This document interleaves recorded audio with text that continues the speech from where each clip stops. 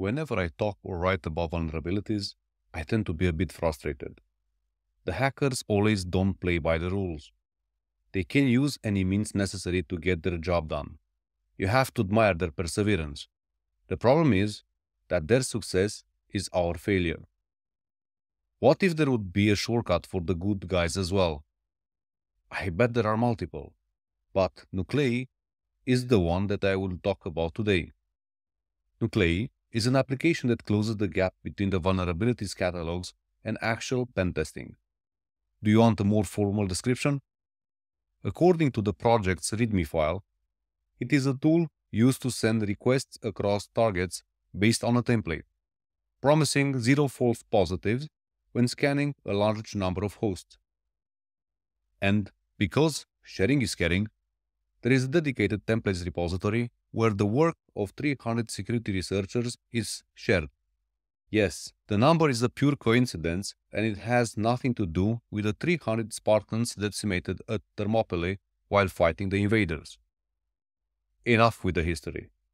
Back to Nuclei. Besides the unique identifiers like ID and info tag, a template has a collection of requests to be sent and a bunch of matchers to determine if the responses follow an expected pattern. It supports scanners for a variety of protocols, including TCP, DNS, HTTP, DSL, file, whois, WebSocket, headless, and many more. Yes, I practice this traveling salesman pitch. As it is a fast CLI tool, it can be written in anything else but in Go. Obviously, an indication of the success of the tool is the repository's popularity. More than 500,000 downloads, more than 100 contributors, almost 13,000 stars and almost 2,000 forks on GitHub. As you might expect, it can be easily integrated with other CLI tools by piping it.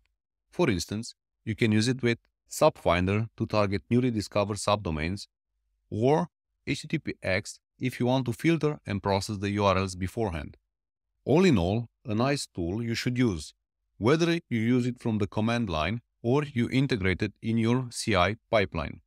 For the whole episode, transcripts and resources, visit 505updates.com. This was Olimpiu Pop, reporting from Transylvania, Romania.